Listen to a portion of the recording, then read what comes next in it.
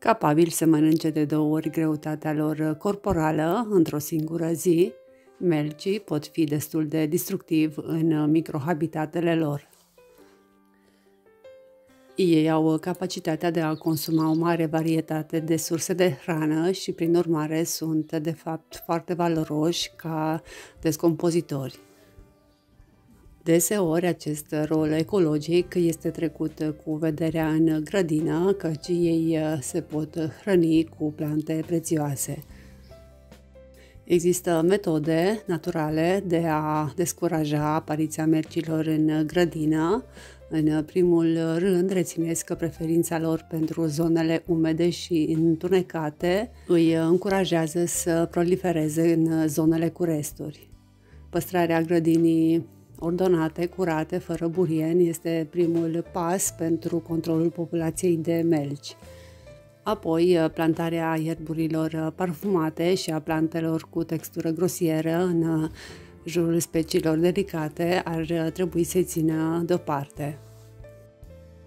Plantați pătrunjel, rozmarin și salvie în jurul perimetrului grădinii. Dăunătorii nu tolerează mirosul acestor ierburi și vor părăsi rapid grădina sau nici măcar nu se vor apropia de ea.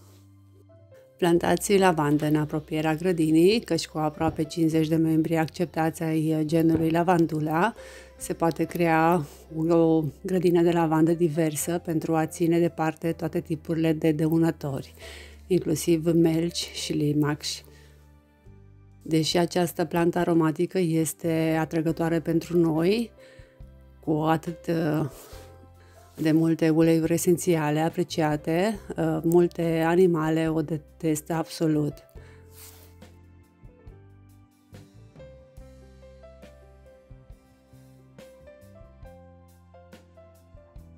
Un membru popular al familiei morcovilor, Apiaceae, datorită utilizării bulbului său ca legumă culinară, feniculul este o plantă rezistentă și foarte hrănitoare. Unele tipuri de dăunători, precum melcii și limacii, sunt alăturați de parfumul uleiurilor sale. Mirosul de fenicul poate fi descris ca deosebit de amar. Interesant este că și hortensiile nu sunt deloc atrăgătoare pentru melci și alți dăunători. Sunt deplin eficiente împotriva tuturor ierbivorelor și rareori sunt o primă alegere datorită conținutului lor ușor toxic. Hortensiile conțin glucozide cianogenice, compuși care sunt otrăvitori în doze considerabile.